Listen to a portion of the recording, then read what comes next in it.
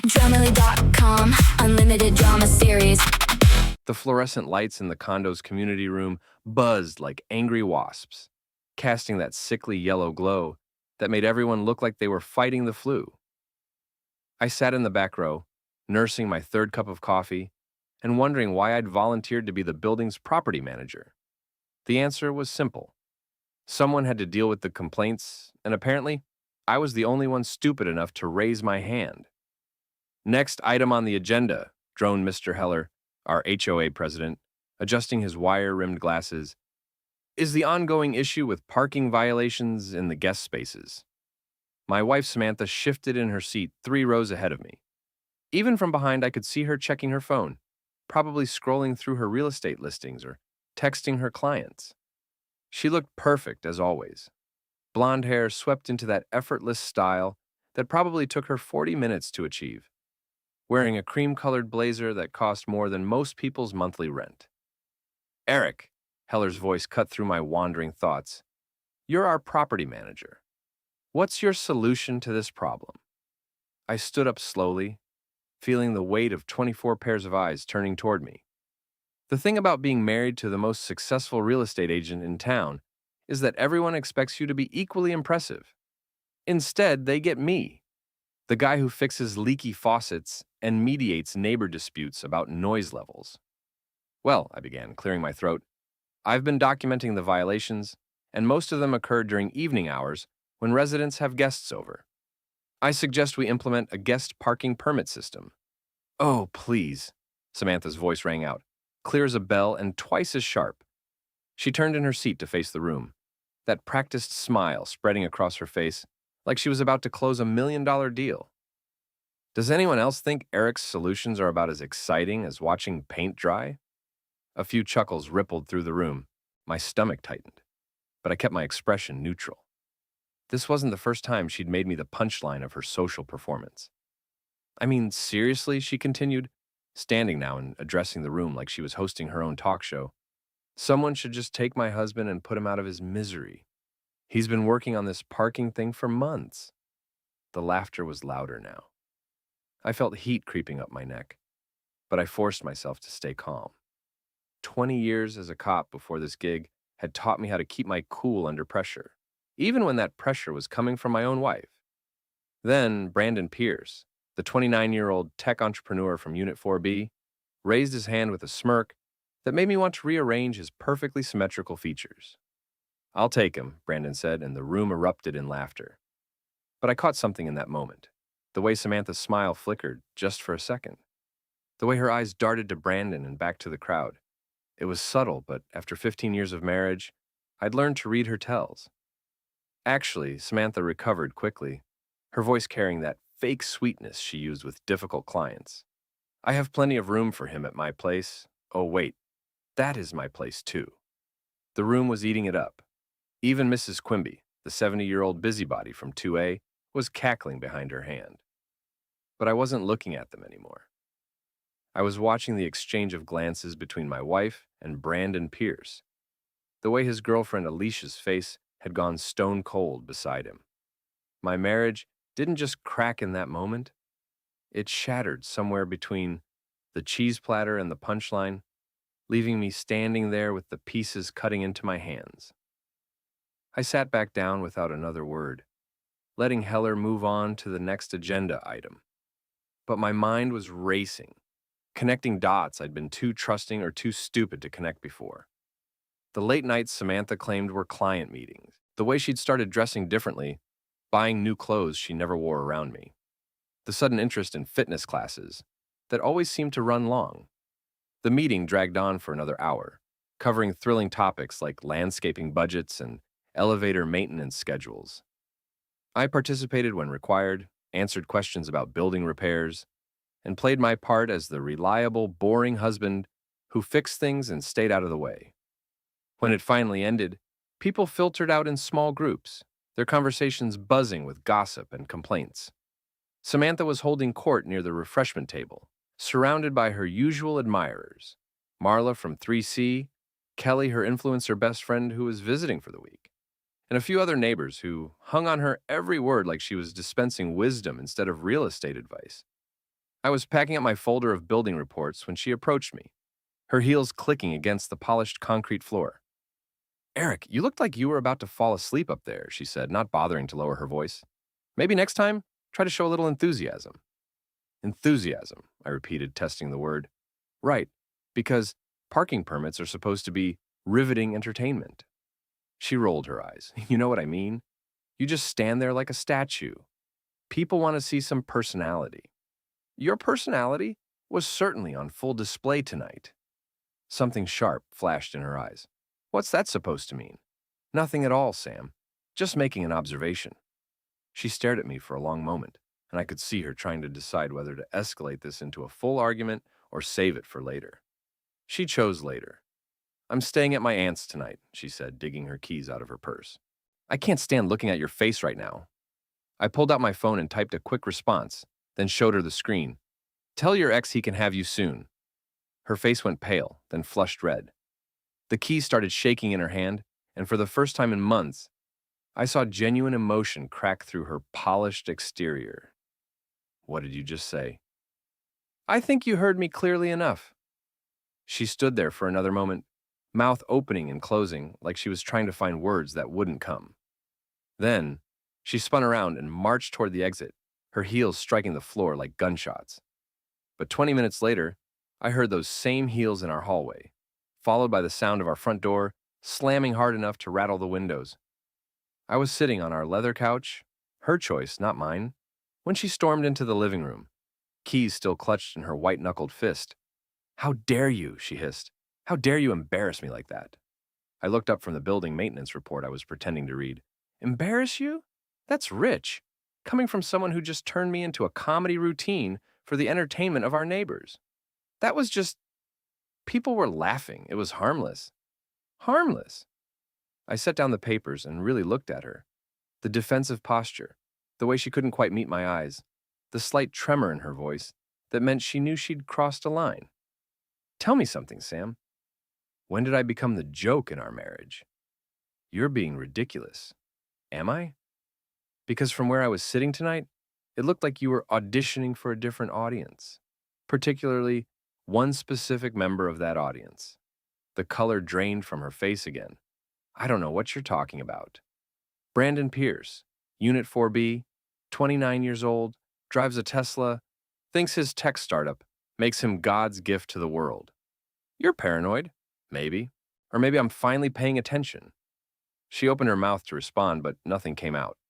Instead, she turned and walked toward our bedroom, her footsteps heavy on the hardwood floor. A few minutes later, I heard the shower running. I sat there in the quiet living room, surrounded by the expensive furniture and carefully chosen decorations that were supposed to represent our successful life together. Everything was perfect, coordinated, magazine-ready, and all of it felt like a lie.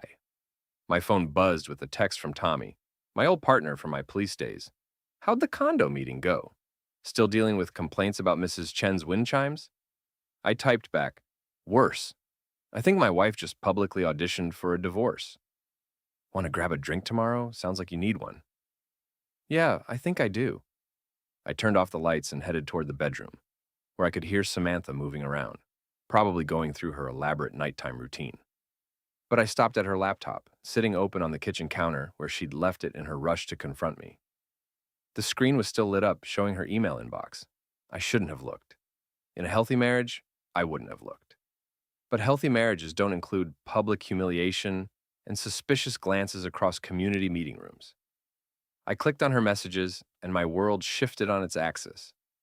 The laptop screen glowed in the darkened kitchen.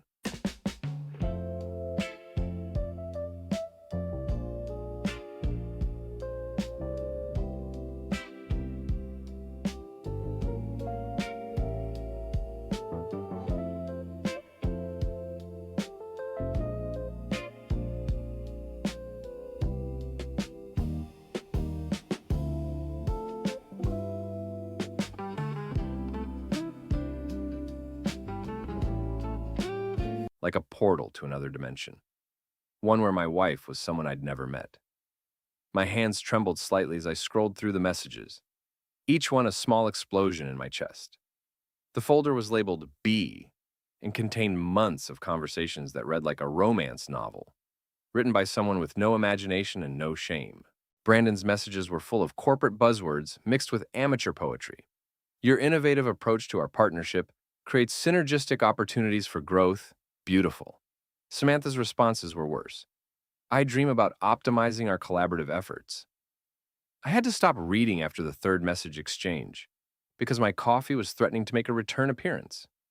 But I forced myself to continue, screenshotting everything and uploading the images to a secure cloud folder I'd set up years ago for building maintenance records. The shower was still running.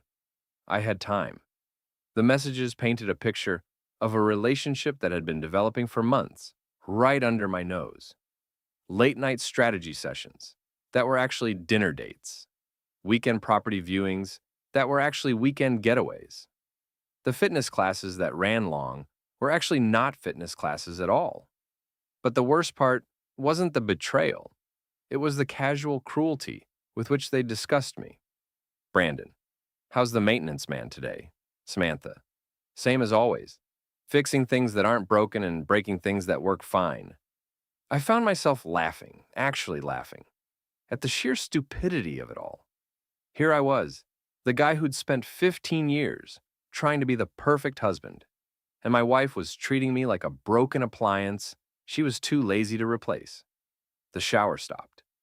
I quickly closed the laptop and moved back to the couch, picking up my maintenance reports like nothing had happened. Samantha emerged from the bedroom 20 minutes later, wearing the silk pajamas I'd bought her for Christmas, the ones she claimed were too fancy for everyday wear. Apparently, publicly humiliating your husband counted as a special occasion. I'm going to bed, she announced, not looking at me. Good night, Sam. She paused at the bedroom doorway. Eric, about tonight. Don't worry about it. We all have bad days. She studied my face, probably trying to figure out if I was being sincere or sarcastic. After 15 years, she still couldn't tell the difference. Right, well, good night. The bedroom door closed with a soft click, and I was alone with my thoughts and my screenshots and the growing realization that my marriage had been over for months. I just hadn't gotten the memo. I pulled out my phone and opened the building's private group chat, the one reserved for board members and building staff. 24 people had access to it, including every neighbor who'd laughed at Samantha's jokes tonight. I created a new message and attached the screenshots, then typed, "Found these on the community laptop in the meeting room. Thought the board should be aware of potential conflicts of interest regarding building decisions." My finger hovered over the send button for a long moment. Once I pressed it, there would be no going back. The gossip fire would ignite, and everyone in the building would know exactly what kind of woman they'd been applauding tonight. I pressed send. Then, I poured myself 3 fingers of bourbon, sat back on the couch, and waited for the fireworks to begin. My phone started buzzing within minutes. First, Mrs. Quimby. Oh my goodness, Eric, I had no idea. Then Marla from 3C. This is so awkward. Should we delete these? Then Derek, the young handyman who helped me with building maintenance. Boss, you okay? But the message that made me smile came from Tommy. Holy hell, partner. You just lit a match in a fireworks factory. I'm proud of you.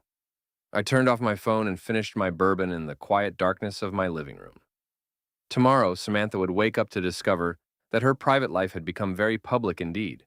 The woman who'd built her reputation on being the perfect real estate professional, the ideal neighbor, the successful wife with the boring but reliable husband, that woman was about to learn what it felt like to be the punchline. The bedroom was dark when I finally went to bed. Samantha was either asleep or pretending to be, curled up on her side of our king-size bed with her back to my side. I lay there staring at the ceiling, listening to her breathing, and wondered how long she'd been planning to leave me. The answer, I realized, didn't matter anymore, because I was done being the solution to her problems, and she was about to become the solution to mine. I woke up at 6:30 to the sound of Samantha's phone buzzing like an angry hornet. She grabbed it from the nightstand, squinted at the screen, then sat bolt upright. What the hell? I rolled over and pretended to be groggy. What's wrong? She was scrolling frantically through her messages, her face cycling through confusion, horror, and rage in rapid succession. Someone leaked private messages to the building chat. What kind of messages? She turned to look at me, and I could see the exact moment when suspicion crystallized into certainty. You son of a... Language, Sam, we have thin walls. She jumped out of bed and started pacing, phone clutched in her hand like a weapon. You went through my laptop. You violated my privacy. I found it on the community laptop in the meeting room, just like I said in the message. Maybe you should be more careful about where you leave your personal business. That's impossible. I never... She stopped mid-sentence, probably remembering her hasty exit the night before. Never what? Never left your laptop open on the kitchen counter? Never forgot to log out of your email?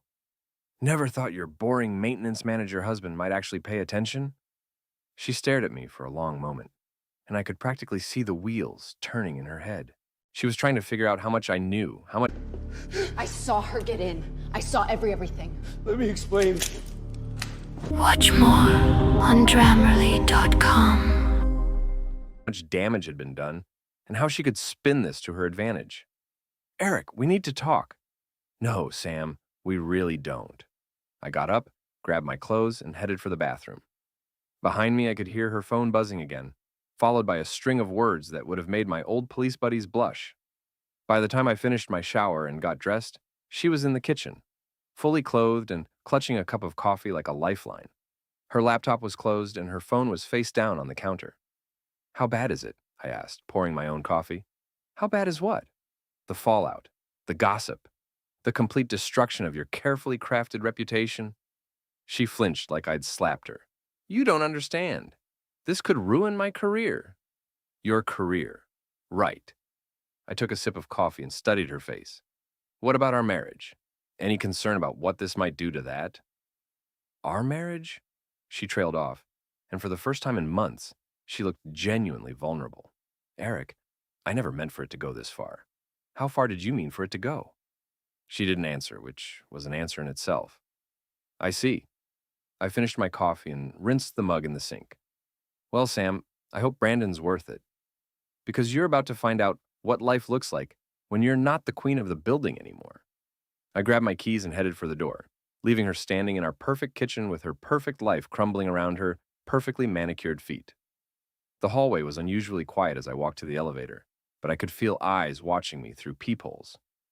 By the time I reached the lobby, Mrs. Quimby was waiting by the mailboxes, practically vibrating with excitement. Eric, dear, I just wanted you to know that some of us always suspected something was going on. The way she looked at that young man and him with a girlfriend and everything. Thank you, Mrs. Quimby. I appreciate your support. If you need anything at all, you just let me know. I've got eyes and ears everywhere in this building. I filed that information away for later use. I'll keep that in mind. The parking garage was my next stop, where I found Derek already at work, checking the building's maintenance schedule for the day. Morning, boss. Hell of a night, huh? That's one way to put it. How's the building's mood this morning? Derek grinned. Split down the middle. Half the people are scandalized. Half are saying it's about time someone called her out, but everyone's talking. And Brandon? Haven't seen him yet, but his Tesla's still here, so he hasn't made a run for it. I looked across the garage at the sleek white Model S parked in Space 4B, and an idea began to form in my mind. A terrible, petty, absolutely perfect idea. Derek, do we still have that roll of plastic wrap in the supply closet? His grin widened. We sure do, boss. Along with those flyers for the building's recycling program. Good. I think it's time we educated our residents about the importance of proper waste disposal. 20 minutes later, Brandon's Tesla looked like a modern art installation dedicated to the theme of consequences. We'd wrapped the entire car in plastic, then filled the interior with recycling flyers and a few strategically placed items from the building's lost and found, including a box of promotional items from the local health clinic. I took a photo and uploaded it to the building chat with the caption, "Remember, residents, practice safe disposal of unwanted items." This message brought to you by your building maintenance team. My phone exploded with responses.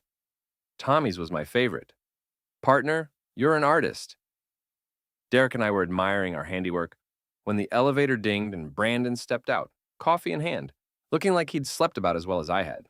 He stopped short when he saw his car, and I watched his face cycle through the same emotions Samantha's had earlier: confusion, horror, rage.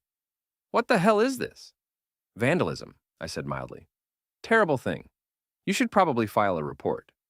You did this. You wrapped my car. That's a serious accusation, Brandon? Do you have any proof? He pulled out his phone, probably to call the police or his lawyer or his mommy. But then he seemed to remember that everyone in the building had seen his private messages, and calling attention to himself might not be the smartest move. This is harassment. This is maintenance. We're teaching residents about proper disposal methods. Very educational. Derek nodded sagely. Safety first. That's our motto. Brandon's jaw worked like he was chewing glass. I know what you're trying to do. What am I trying to do, Brandon? You're trying to humiliate me. I pretended to consider this. Humiliate you?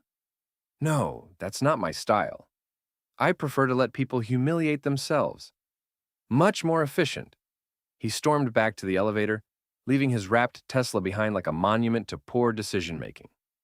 As the elevator doors closed, I could hear him making a phone call, probably to Samantha. Derek was practically bouncing with excitement. Boss, that was beautiful. What's next? Next, we wait. Let them make the first move. They're off balance now, making mistakes. That's when people show you who they really are.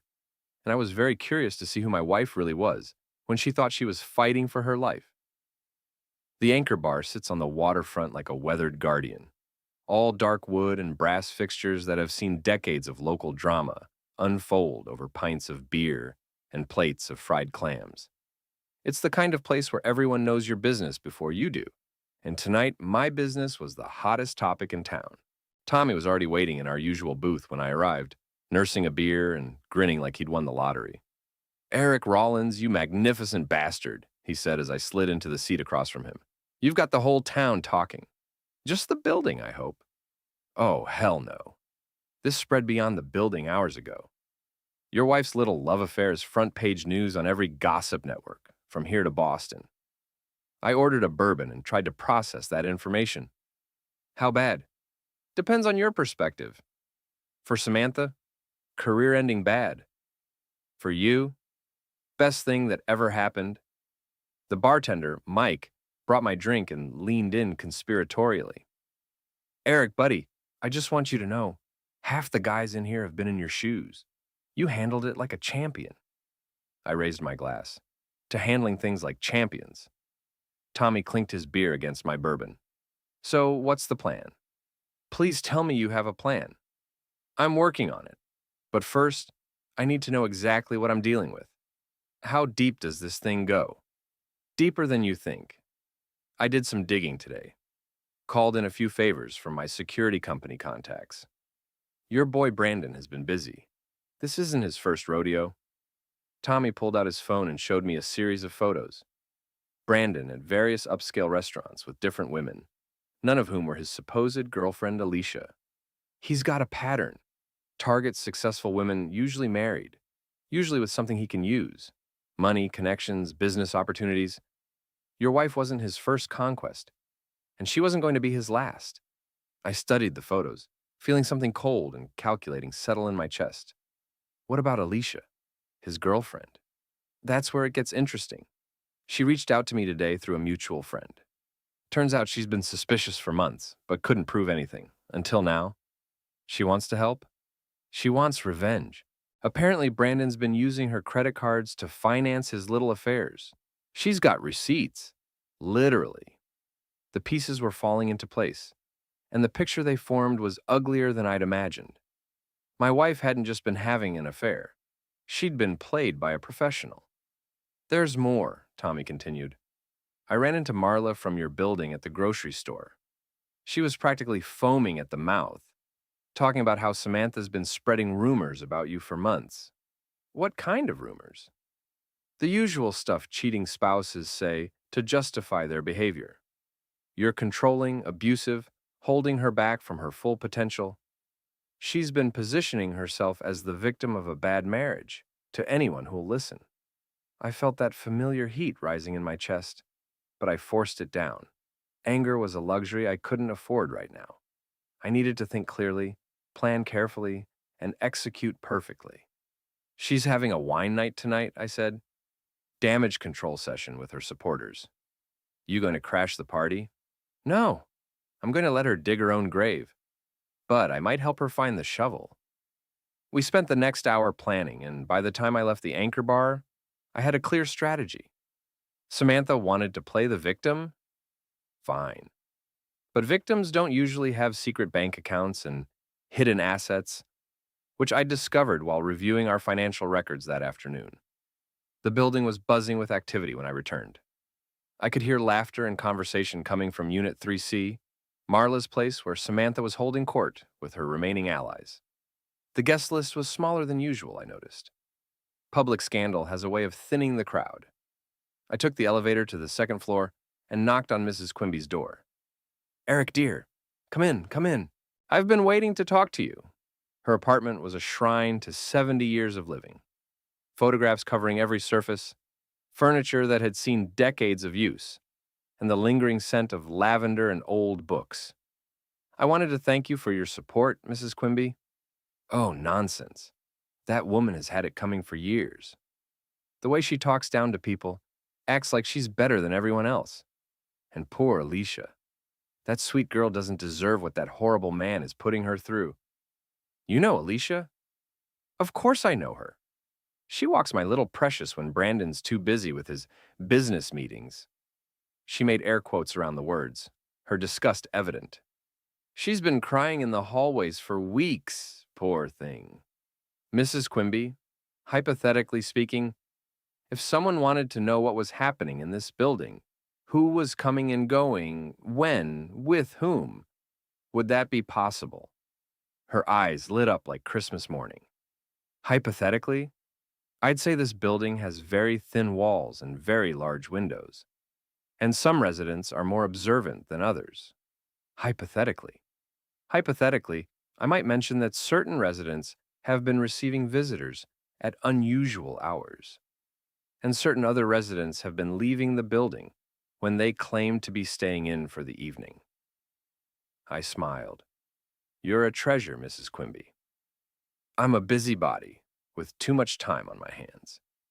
But in this case, that might be useful.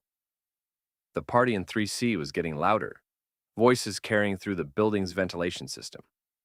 I could hear Samantha holding forth about something, her voice taking on that lecturing tone she used when she was trying to convince people she was right. They're planning something, Mrs. Quimby said, following my gaze toward the ceiling. Been up there for 2 hours, and the conversation keeps getting more heated. Any idea what? From what I could hear through the vents, they're trying to figure out how to discredit you, make it look like you're the unstable one, the one who can't be trusted. I felt that cold calculation settling deeper into my bones. Is that so? Marla's been pushing the hardest. She's never liked you, you know. Thinks you're beneath Samantha's social status. Well, she's about to find out just how far beneath I can go. I left Mrs. Quimby's apartment with a head full of information and a heart full of purpose. Samantha and her friends wanted to paint me as the villain? They were welcome to try, but they were about to learn that the quiet, reliable maintenance man had been paying attention all these years, and he'd learned a few things about how to fix problems, permanently. My phone buzzed with a text from Derek. Boss, you need to see this. Brandon's car situation got interesting. I took the elevator down to the garage, where Derek was waiting with barely contained excitement. So after you left, Brandon came back down with a knife to cut the plastic wrap off his car. But here's the thing. When he opened the door, all those flyers and health clinic promotional materials fell out, right? Well, Mrs. Patterson from 5A was walking her dog, and she saw the whole thing. And she recognized some of those promotional materials. Turns out they weren't random items from our lost and found. They were from the Women's Health Clinic downtown, the one that specializes in discreet services. I stared at him. You're kidding. Nope. And Mrs. Patterson, being Mrs. Patterson, immediately jumped to conclusions and started spreading the word that Brandon's been taking multiple women to the clinic for various reasons. That's actually terrible and completely untrue. Sure is. But try explaining that to a building full of people who already think he's a predator. I should have felt bad about the misunderstanding. I should have corrected the record, set the story straight, made sure innocent people weren't hurt by false rumors. Instead, I felt like justice was finally finding its balance. Derek, I need you to do something for me. Can you get access to the building's security footage from the past 3 months? Already pulled it. Figured you might want to see the comings and goings. He handed me a tablet loaded with video files, organized by date and time. I highlighted the interesting parts. Your wife's been busier than a bee in springtime. I scrolled through the footage, watching months of deception play out in fast forward. Samantha leaving the building at odd hours, returning disheveled. Brandon's late-night visits to various apartments, including ones where he had no business being. The two of them meeting in the garage, the stairwells, the rooftop, anywhere they thought the cameras couldn't see them. But the cameras saw everything. Derek, you're getting a raise. Just doing my job, boss. But there's one more thing you should know. I wasn't the only one pulling security footage today. Who else? Alicia. She came by this afternoon with a court order. Something about gathering evidence for a civil suit. She's got copies of everything we just looked at, plus a few things we missed. The pieces were moving on the board now, each player making their moves, and I was starting to see